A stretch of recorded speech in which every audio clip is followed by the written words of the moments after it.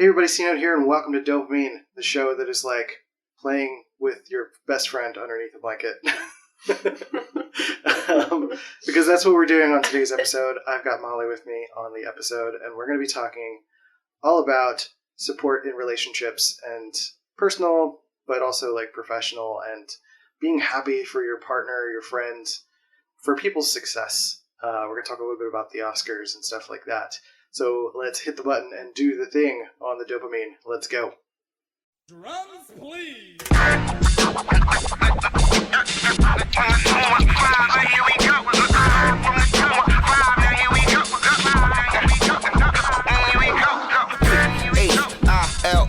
Why north, west, south, west, side, right, why, yeah. Now here it is.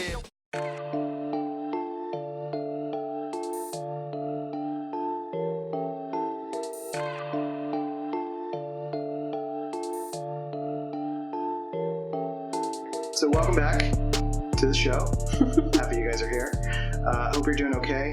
Today on the show, I wanted to talk a little bit about support in relationships, because Molly and I, which she's on the episode, say hi to the people. Hey, hi people.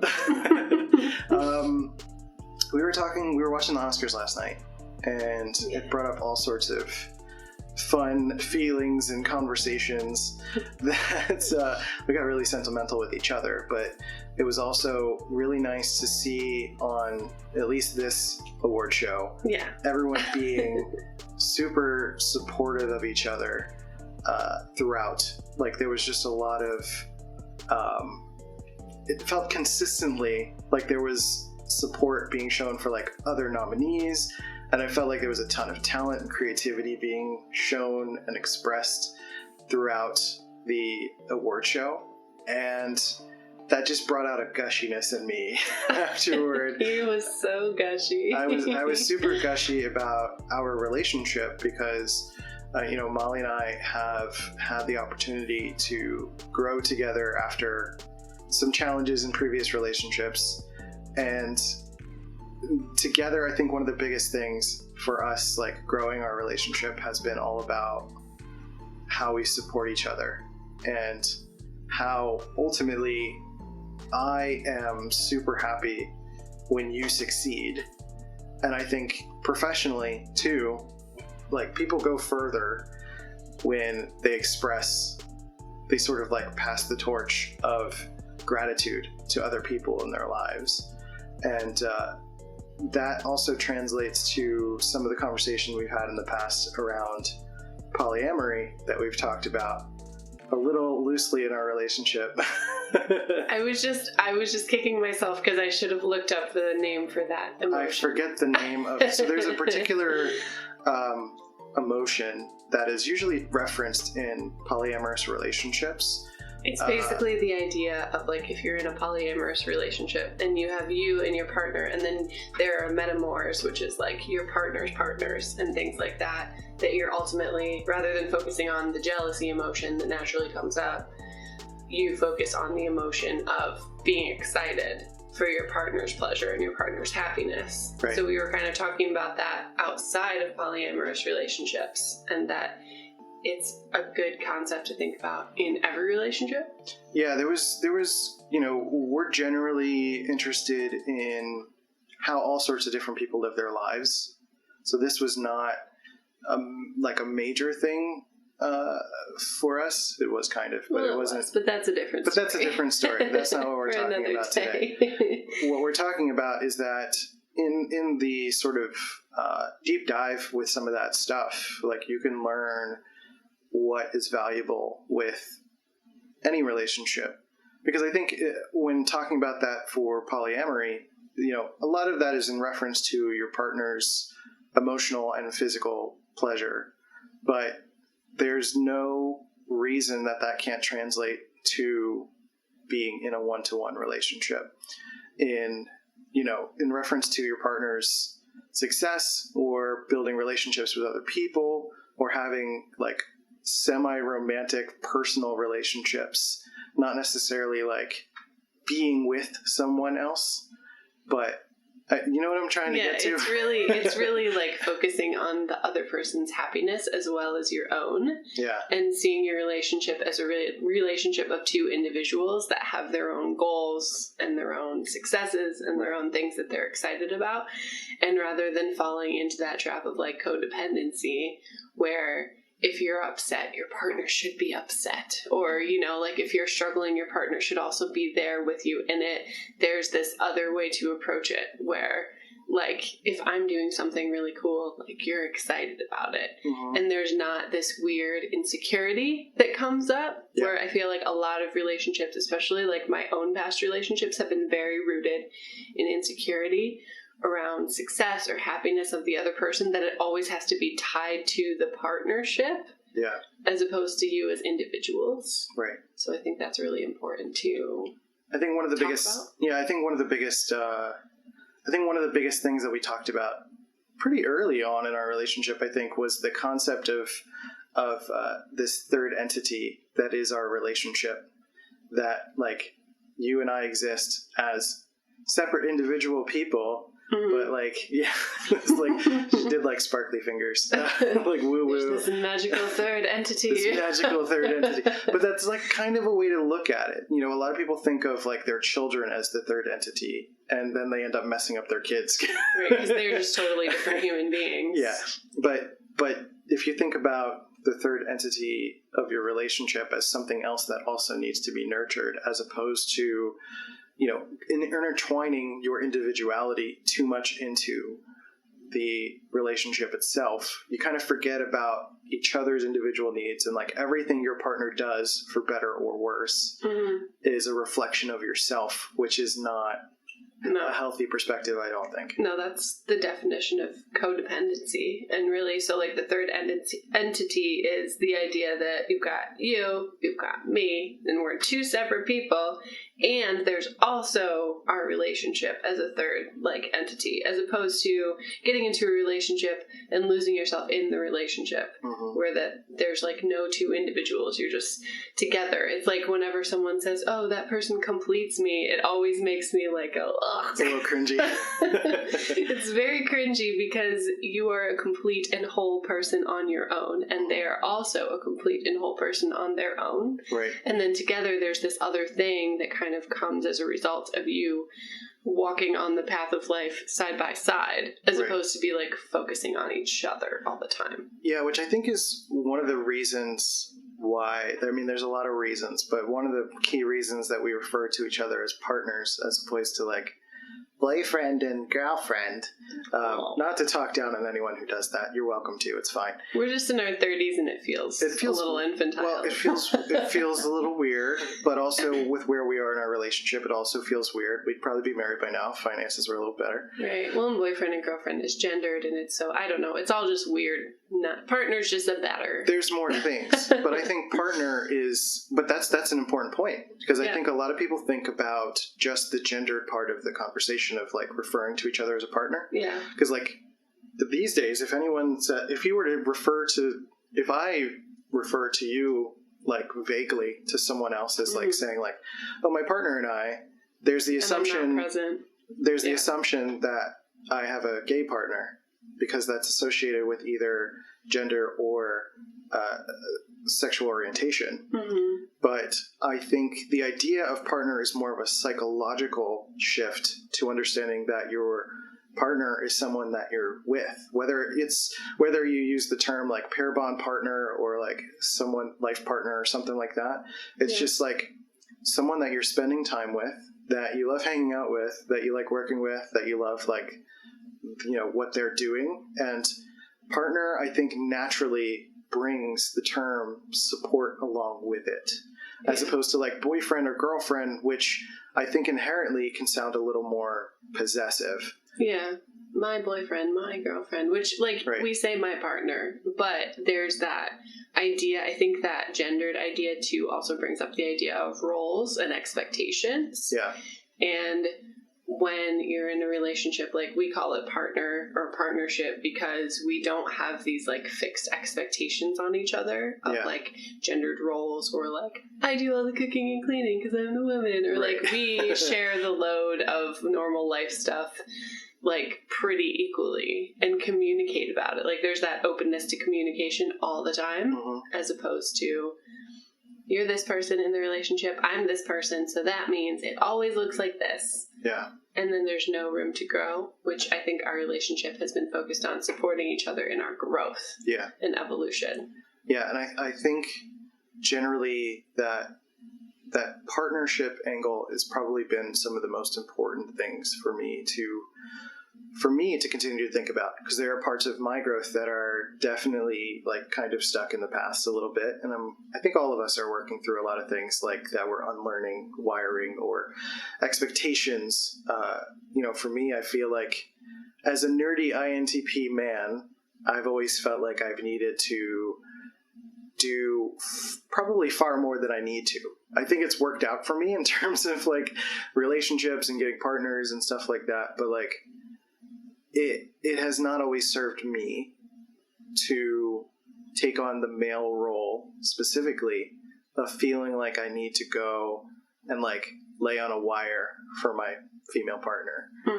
Whereas with you as my partner, it's been really nice to feel more equal, strangely enough. And I think that does translate to like day-to-day things. I think that's also leaves room for us to understand and interpret each other's personality type as, whether you define it as like Enneagram or Myers-Briggs, because like you're an ENFP and I'm an INTP, and understanding each other's sort of styles of being, like we can adapt to each other instead of like trying to force each other into a box, whether that's gender or whatever, or roles or whatever the case is. We have a lot more freedom simply because we're coming from a place of openness and support, and like, listening and being present with each other, understanding and nurturing each other's individuality, and then also taking care of the relationship, which is the third entity, the woo-woo third entity, if you want to think about it that way, and really managing all those individual pieces. And now it sounds like a lot of work when I put it that way, which it is. It's a lot of work, but it's not. I don't know if work is the right word. No, it's like, it is. It's a lot of intentionality, but the more that you get used to using that muscle of intentionality and communication and support, it just gets built into the rituals. And then like every partnership goes through, like we've gone through times when we've had like a lull already. We've only been together for a couple of years, but where it's been like, all right, we're kind of getting comfortable. Now we need to like reassess and come back to what's going on with that third entity, and like, oh, we haven't like spent time going on dates in like a month, and like that's a problem we need to fix. And being really intentional about it, I think. But I love the fact that our relationship is built on constant communication, which leads to support and like openness to asking questions and growing, because neither of us has assumptions of the other person. Like neither of us assume that the other is going to be the same the next day. Right. And it's also like not putting your emotional reactions on each other too is a big part of that as well, that we can go into, but there's a lot of moving pieces. I think that's the super important part about continuing to focus on individuality. Like even lately, I've been thinking a little bit more about, like, we live in a small space and we live together, and it's harder to honor each other's individuality at home because we're just kind of like always on top of each other. Sometimes actually, but figuratively and literally. Yeah, I mean, it's literally, like sometimes it's like, it can be annoying. Yeah.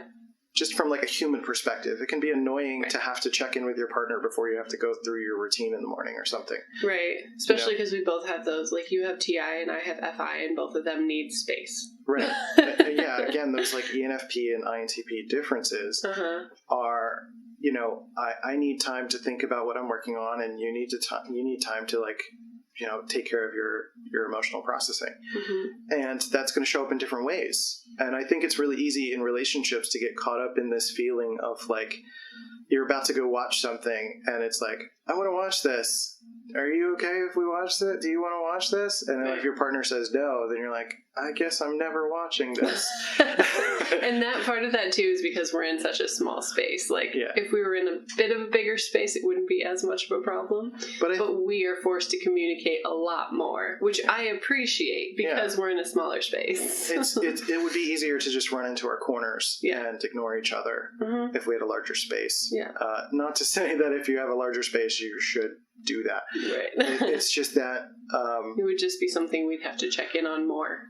Yeah, because I think we have a propensity for either of us, we're more naturally attuned to individuality, where there's probably some people, some personality types, more judgers in particular, who are going to be more relationship focused, most likely, especially FJs. And if you're going to be having that kind of relationship where there's a different kind of communication and it's more about what your partner's up to, then that requires a different kind of attention and adjustment. I can't speak to that to too much intensity. Like we're basically just talking about our own relationship, but what's been really helpful is just allowing each other to just like, you're like, really it's just, like you said, the communication. It's like, I need to go into the room and meditate for a little bit. Yeah. And I have enough of my own individuality that me having something to do is not dependent on you being involved in it. Right. So, like, you can go and meditate, and I'm like, okay, great. I can go record a podcast, or I can go watch a John Wick 3 or so. I don't know. Or do something that I want to do for myself. Watch Dragon Ball for like 3 hours. And get stuck in a nostalgia trip, which I do. Yeah. So I think it's important to, I think we're naturally attuned to our individual sides of our relationship. And then when we're together, we talk about things. It actually gives us so much to talk about. Right. Which I think is really helpful as well. Yeah, because we're constantly working on ourselves and constantly growing. And so there's so much stuff to bring up and talk about at any given time. I think we've like discussed it before that we don't fight in a traditional sense of the word because we have discussions constantly. So we have like tense moments where we could be sharp because we're bringing something up that like brings up an insecurity because everybody has them. Right. And like we're kind of communicating about it, but we bring it up before it becomes a big problem. Right. Like there could be a little annoyance and instead of letting it go, I'll just bring it up. Right. Because we need to talk about it before it becomes this big problem. Because in my past relationship, there would be problems that I wrongly assumed I should just let go because that was the quote-unquote loving thing to do. Yeah. And then they would become this massive underground issue that was so wrapped in insecurity that then you couldn't touch it. Right. So I think that's really important. Yeah, it's there are so many instances in my past where I've withheld what I've really needed to say because, your partner's going to react a certain way, or you may assume or try to predict that your partner's going to act or respond a certain way. And I won't say I've never had that problem in our relationship. That's something I've definitely had to work through. But that's always tied to the past. It's always tied to those like roles and expectations. But not making assumptions and like listening and asking questions has been so incredibly valuable because the way that we approach, it's not like you just come to me and be like, you need to clean up your fucking stuff. No. It's like that would be disrespectful. I respect you too much to talk to you like that. Yeah. Is one F-bomb explicit? I guess I have to mark this episode explicit. Oh, wow. I was going to ask you before, because usually they're peppered in. I'm surprised I haven't sworn that much yet. I know. There you go.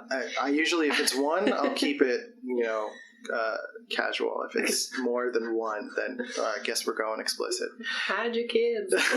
Right. Don't listen to a mental health podcast in the car with your children. They don't need. This is boring for them anyway. So, anyway. Unless they're like an INTP kid who's really curious about. I don't know. I feel like I would still just want to know about spaceships and things. That's fair. I don't want to talk about. I would be too young to care about relationships. But anyway. but anyway, it's really the approach is incredibly important to be like tactful in that sense. Mm-hmm. That you or I don't approach each other with this like attitude, and I think usually a lot of that quote unquote attitude comes from like a withholding. For a while, like it's bubbling up, you're holding it in, and you're just like, Well, and then it gets mixed in with resentment because you're assuming, like I've had moments in our relationship where I assume that you're thinking something. Yeah. And again, like that's where I went wrong in the first place, is like having that assumption without asking questions and communicating. Right. So it could be about a tiny little thing. I make an assumption and then I don't say anything. Mm-hmm. And then I'm like resentful. Right. Because I'm wrongly assuming. And I feel upset, and I feel annoyed that I feel upset. It's compounding. And it compounds, and the more that you hold on to that, the more explosive it could be. Right. But still, I think another rule in our relationship is that we try to be very thoughtful with the way that we communicate. Yeah. Even if we're upset, there are like sharper moments, but we still try to be thoughtful because we want to respect each other. Because I feel like in past relationships, we've both dealt with a lot of underground like disrespect, like and contempt, and we don't want that to be a thing. And I think at the end of the day, honoring our individuality allows for that opportunity to appreciate each other's happiness and success, because we're both doing individualized personal work. Yeah, you're reading more books like The Artist Way and things that are a little bit more emotionally centered. Much of the time. Yeah. We have overlaps, of course, but I'm literally reading things like A Brief History in Time by Stephen Hawking, and like getting my own development stuff from things like that. And that individuality, that individual growth is what allows us to learn how to listen and ask questions in our way. Because I can't force you to listen the way I need you to listen. Like I can't sit here and throw all of my information and data at you. You gloss over, and I'm still learning that. But you will gloss over, and you're like, I can't. My brain just doesn't absorb all of this way. It's just too much. You need like maybe a simpler way to put it, or like a more feelery way, or I don't know. ITE wants concise. Like right. Something a little bit more palatable. Yeah. Whereas if I had my way, I would just throw the kitchen sink at you. Yeah, well, and I'm the same way with like my complex emotions. And we have to talk about that. And we have had extensive talks about that. Those are like, I think, some of the discussions that could have turned into fights, I guess, that we've had over and over again, because it's an ongoing process of being like, I felt kind of like you weren't interested in what I was saying, and that hurt. And using I statements is really important too. Yes. I statements are so important because you're not putting your insecurities and your emotions on the other person. It's not their responsibility. This podcast is turning into like a relationship seminar for NPs, really. 101. Because that I language is so incredibly important. We ran into that pretty early. Yeah.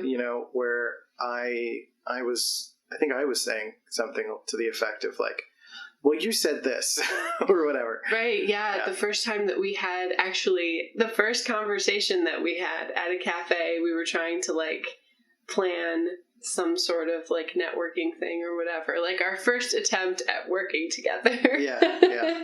And I said something that was triggering to you, and I had no idea. It was because something your, like, ex-wife said to you in a totally different kind of context. You said, I remember you said, I sort of, so sometimes the way that I will say a version of, what I hear you saying is, Right. or like some sort of like response to let you know that I kind of captured what you said, Right. is to say it a different way. Mm-hmm. So if I say it a different way, that's actually a little frustrating to you, or at least in that moment it was frustrating to you because you responded with yeah, that's what I said. Right. And to me, I'm like, but I'm trying to connect with you. Right. And to me, that wasn't full of contempt. It was just like, yeah, we're on the same page. Right. So, but it turned into a bit of a discussion, and feelings were hurt. Yeah. Because neither of us knew what the other was saying. Really. I think the point is, like, brains are complex. Uh-huh. Humans are complex. Yeah. Personality types are complex. And, like, it takes a lot of patience to really continue to get to know each other. Mm-hmm. Like, we've been together for a few years, which is still weird to say out loud. But but we're like always still learning a lot of little nuanced things about each other, mm-hmm. and constantly being curious. So it kind of goes along with like not just cheering you on and seeing your success and like, you know, me dealing with my own insecurities. Right. But it's like I have to continue to nurture my own individual growth to allow for those things to happen. Mm-hmm. If that all makes sense. Yeah, and I think the core concept there that's been huge for us in our relationship success is the idea that we don't put our insecurities on the other person. Right. Like, that was something actually that was super refreshing for me when we first started talking, because I was so used to, I had like a complex PTSD thing from my last relationship of a bit of gaslighting and a bit of like codependency, in that I was expected to take on the other person's emotions and like take responsibility for them and, you know, care a lot more about them internally. Yeah. And one of the first conversations we had, I was worried about how you were feeling about it, and you said, I'm a grown-ass man, and my reactions are my problem. Yeah. Like, they're not your responsibility. Right. And that was huge, because I, like, knew that intellectually, but hearing it out loud, I was like, oh, a partnership can be like this. Shit. Like, that's great. And I've been thinking about that in a little bit more of a nuanced way, in terms of, like, my insecurity is my problem, Mm-hmm. meaning my insecurity and my growth around what I'm insecure about is for me to deal with internally, to feel the emotions of that, to think about it, to talk about it, etc. Mm-hmm. But it does involve sometimes having to talk about it, Yeah. especially as an INTP. Like, I have extroverted feelings, so I need to talk my emotions out Yeah. in some way. That's why this podcast exists. That's why, like, I do that in our relationship, where, like, I'll talk to my dad or something about what I'm processing and experiencing. But the point of managing your own insecurity is, like, some form of processing. Yeah. And if that means, like, having to process with your partner, Mm-hmm. like, that means doing it with care. Yeah. And doing it intentionally, to not just project your insecurity onto your partner, but to say, honestly, like, this is what I'm experiencing. This is what I'm feeling. This is what is happening for me. Mm-hmm. And not necessarily having to speak from you need to fix this, or you need to feel this way, or you need to do something in return. Mm-hmm. Just saying what is. Like, Yeah. I think that's universal for any personality type, needs to kind of process their thoughts and emotions through. Uh-huh. And then, you know, the behavior change in that is basically expressing instead of trying to explain how you feel, or trying to put how you feel onto the other person and making your partner fix it. Yeah, because I'm glad you said that, because there's a definite difference between processing and projecting. Yes. And that goes for every relationship, like, that you have, whether it's romantic or a business or a family or whatever. Even with your kids, there's a big difference between processing and also making space for each other to process, Mm-hmm. and just, like, projecting that shit onto the other person without actually moving through it and working through it and kind of making sense of it. Because, yeah, we talk about each other's feelings and thoughts and stuff all the time, and it might be uncomfortable, but it doesn't mean that you are having this expectation that the other person should take on the weight of what should be your internal process. Right. Like, and your growth is your responsibility. And it's understandably hard. Yeah. Because everyone struggles with this to some degree. It comes out as projection or some other form of psychological expunging. Yeah. Well, and I want to add too, before we move on, that like, we think your growth is your responsibility, but because we're in a partnership, I'm here to support you in that. Right. So like, I'm here to make space and to help you when you need help. Right. So it's not like we're just here and doing our own shit just in the same space. Right. We're supporting each other, but we're not taking on personal responsibility. Yeah, and ultimately supporting each other based on what each individual person finds to be important for themselves. Again, like growing love languages. well, there's love languages, which is important to know. I always forget them all, but it's like touch, quality time, gifts, words of affirmation, acts of service. We did it. Good job. Yeah. It's because we listed them out the other day. We did. And there's reasons for that, and we'll talk about that soon.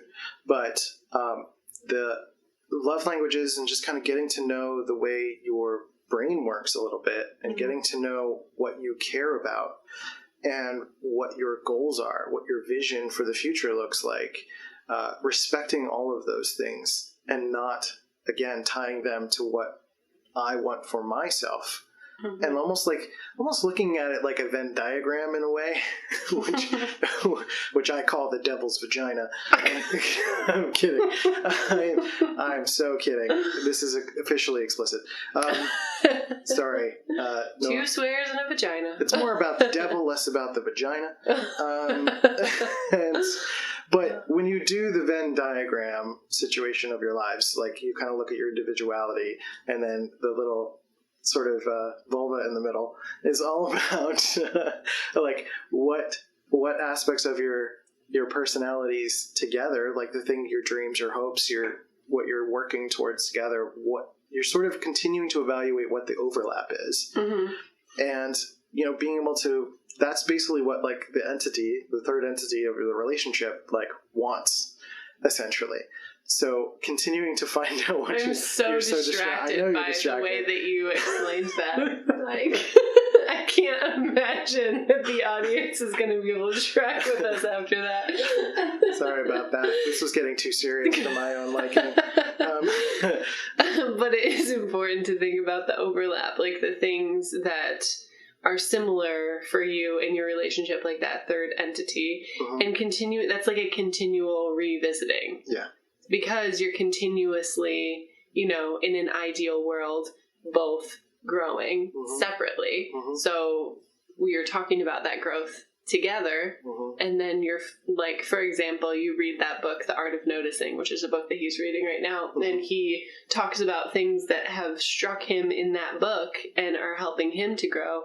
And I'm just like, that's really cool. And then it makes me think about things, and I go to my own personal process, and on it goes in the Venn diagram. Right. And there are Austin Kleon's books, Seth Godin, Personality Hacker, our friends. Those are things that are definitely overlaps for us. Yeah. Creativity. We met podcasting, mental which is health. Strange and always a weird conversation to share, but for another time. We met podcasting about mental health. Yeah, we were podcasting about our lives and challenges and creativity and a lot of things that overlapped for us. And that's essentially how we kind of connected and met. And I think what's incredibly important is that through those things, through those overlaps, like they are ways to continue to sort of connect. So that in a sense, if you kind of get too far away from the third entity in a way, like if you're too far into your individuality, that Venn diagram is like the devil's vagina. So I won't say it ever again. Yeah, you will. I depends on the context. But no offense to vaginas. Or devils. We love both of you. The audience drop off. Yeah, everyone just turned the podcast. Everyone's gone. So, understanding the overlap helps with when you're like kind of too far gone in your individuality, and there's like, you feel like you've lost connection. Mm-hmm. That's sort of some things that you can pull from to kind of bring it back in a little bit. Yeah, or see if it's possible to bring it back in. I think like sometimes if you have become too far separate in your relationship and come back to that middle ground that you maybe used to have, Mm-hmm. and you realize that you actually don't have things in common anymore, or don't have like curiosities about that person anymore, Yeah. then it might be time to like check in and see if the relationship needs to be complete or if you can continue it, because Right. that's important too, because like every relationship has an arc. And Yeah. whether it ends with someone dying or whether it ends with someone walking away, like it's important to keep checking in and not be afraid of that potential outcome, Mm-hmm.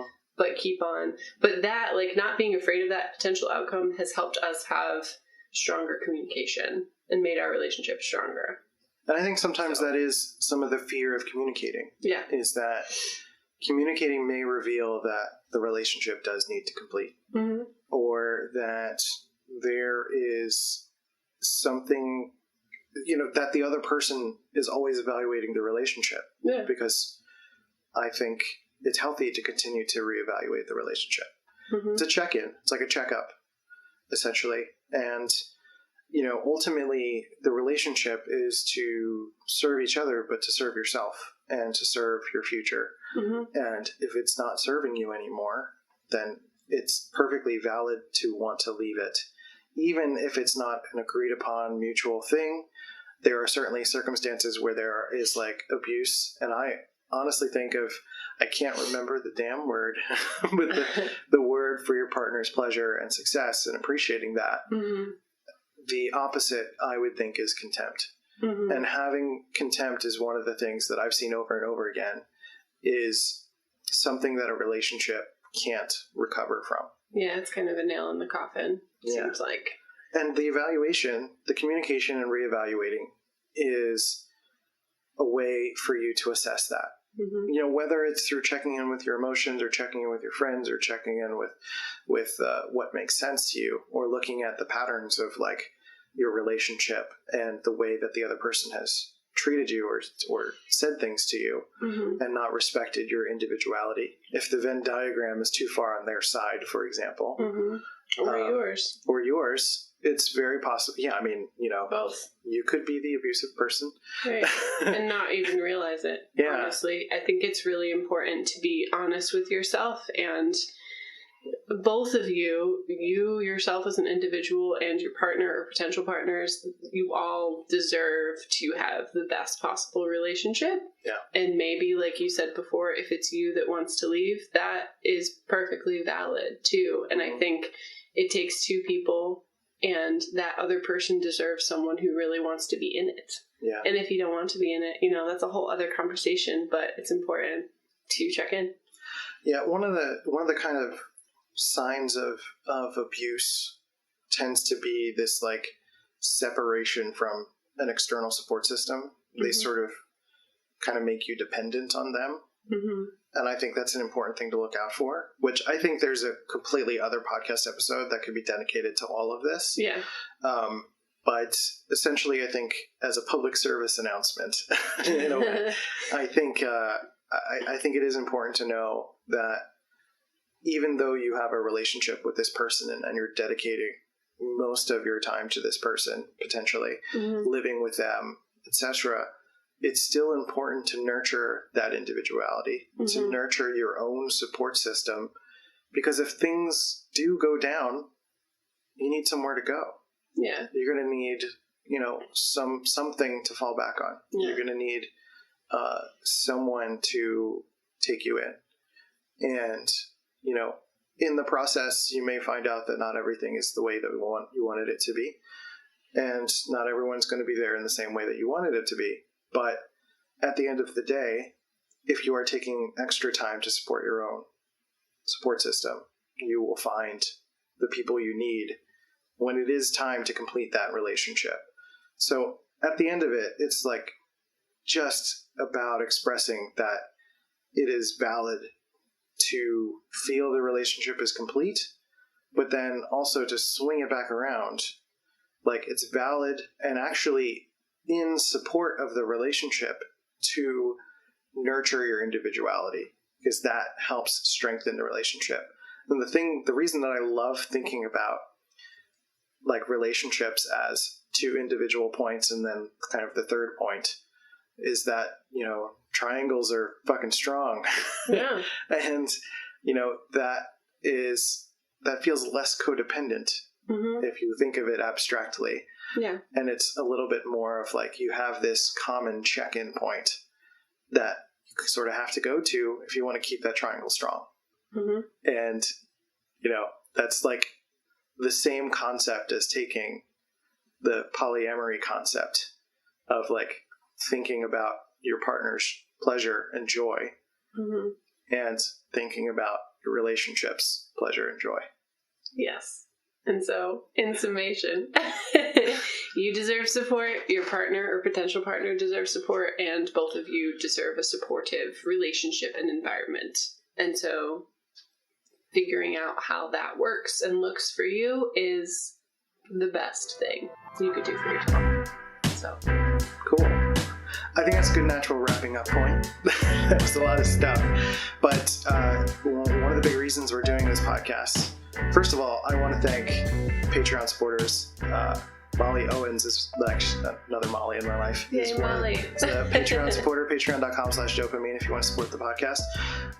And we're actually working on a specific course for INTPs called Finding and Maintaining Relationships, which is going in depth in a lot of the stuff that we talked about here in a little bit more of a linear, organized format, and a way to sort of celebrate Valentine's Day by supporting our INTP friends, because I know that myself, I've had so many difficulties with relationships. Yeah. And sharing, you know, Molly's going to be on it as well, and basically sharing her perspective of me as an INTP. And INTPs in general, because you guys have like so much to give and people hate on you sometimes, and it sucks because you're amazing group of people. So we're going to talk to you about how you can find, build, maintain relationships specifically as an INTP, and I think that's super helpful. Yeah, I think managing those relationships in your life and finding new relationships is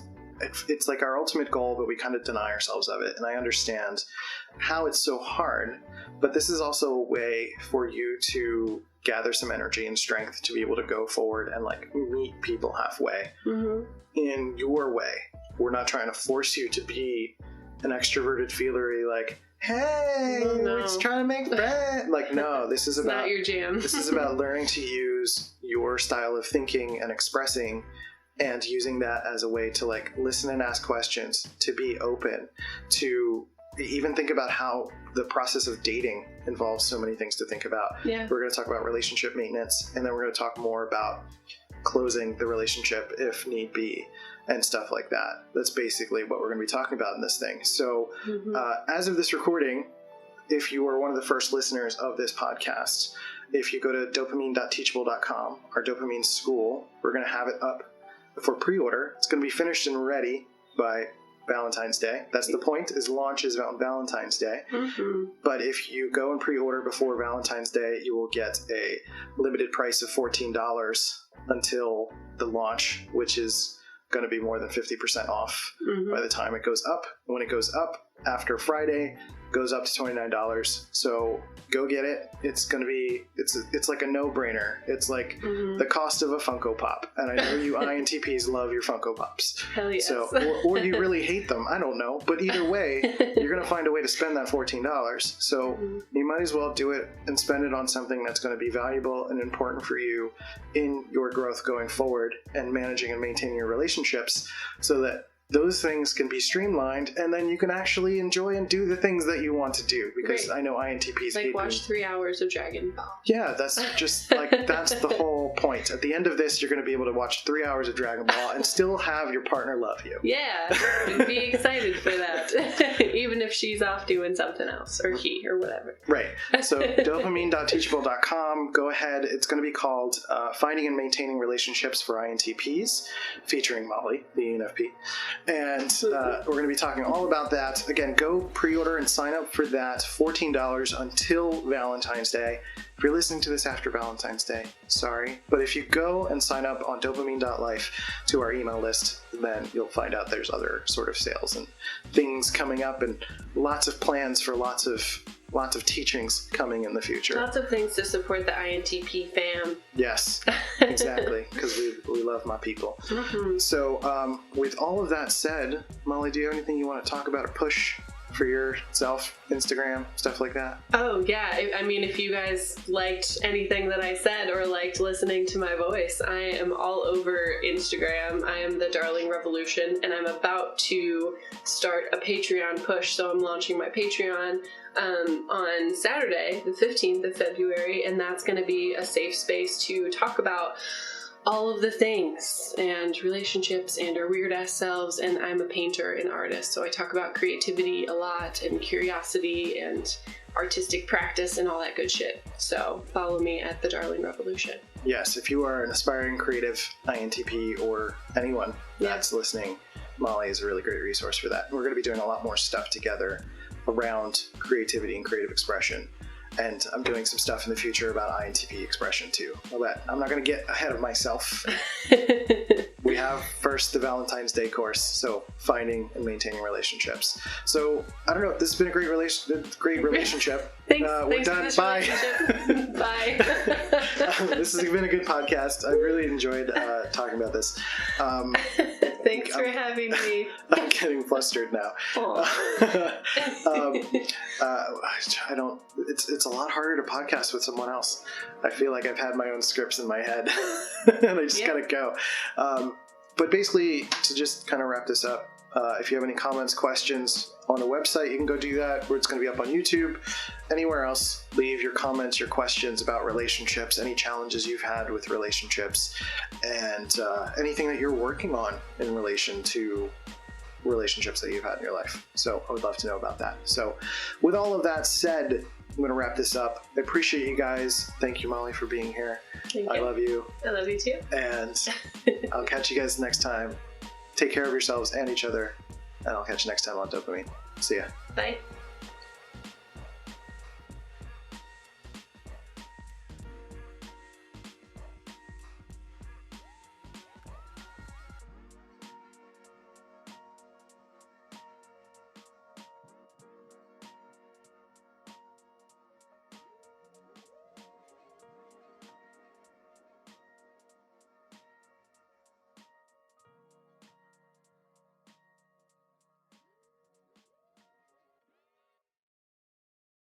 I want to just record this real quick just to know what this sounds like. Oh my god. Oh my god.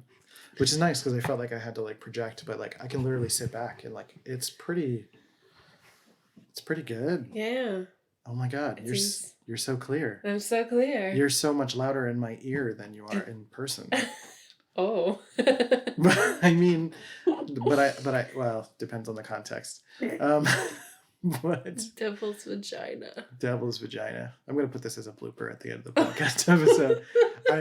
We're just testing this. I was using a voice recorder and I had a boom mic attached to it, but this is without the boom mic. This is what the Zoom H1. Leave the boom in the room. I don't know. We don't need the boom mic. We just got this little. Hey, if your relationship's good, there's more boom in the room.